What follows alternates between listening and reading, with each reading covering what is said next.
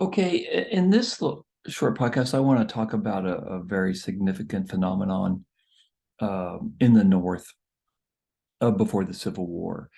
And this was the strong belief, the very strong belief, widespread belief, that there was a conspiracy among powerful Southerners to expand slavery outside of the states where it already existed.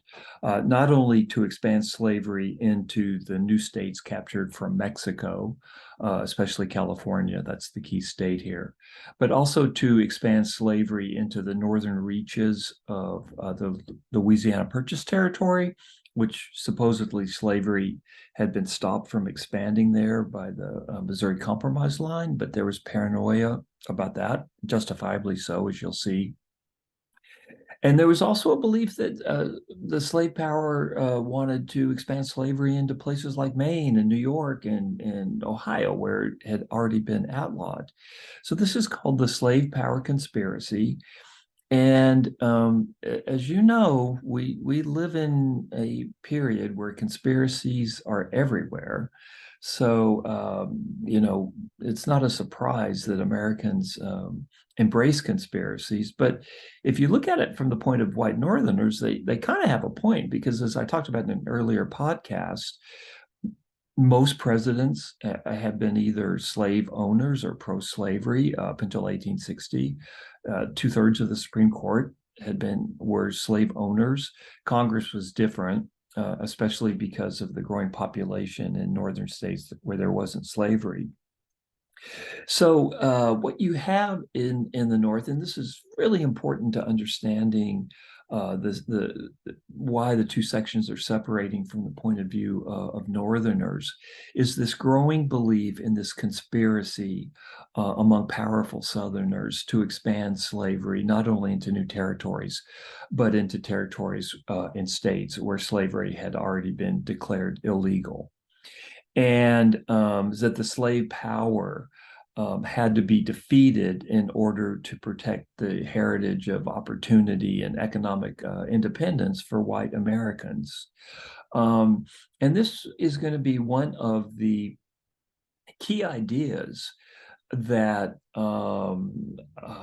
creates crazy alliances among white Northerners in the 1850s as they come together to stop this slave power conspiracy. Folks worked together in the North that really couldn't stand each other and for years had worked at cross purposes.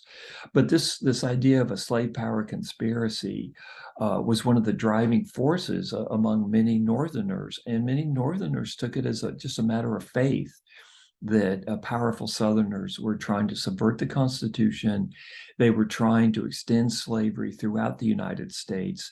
And of course, this is a direct attack on free labor and free labor ideology. And it's one of the driving forces in the cause of the Civil War, because it's one of the aspects of this period that leads to Northerners demonizing white Southerners. Not that many white Southerners didn't deserve demonization. Slavery was a horrible institution that had to be eliminated, whatever the cost. There's no doubt about that. It's unclear, though, if there was, in fact, there probably wasn't an actually articulated slave power conspiracy. On the other hand, slaveholders and slaveholding interests, including their white allies in the North, were very, very powerful in the United States. They dominated U.S. political parties. And I'm going to talk about the Democratic and Republican Party later on in this lecture. So there was a germ of truth to this. Whether or not slaveholders wanted to expand slavery into New York or Maine, I don't think they were that nuts, but they certainly wanted to expand slavery into the territory captured from Mexico in 1848, and also areas of the Louisiana Purchase that were closed off to them because of the Missouri Compromise line. Also, slaveholders wanted to capture territory in Mexico. Slaveholders wanted to capture Cuba. They were very open about wanting to capture Cuba, which of course already had slavery.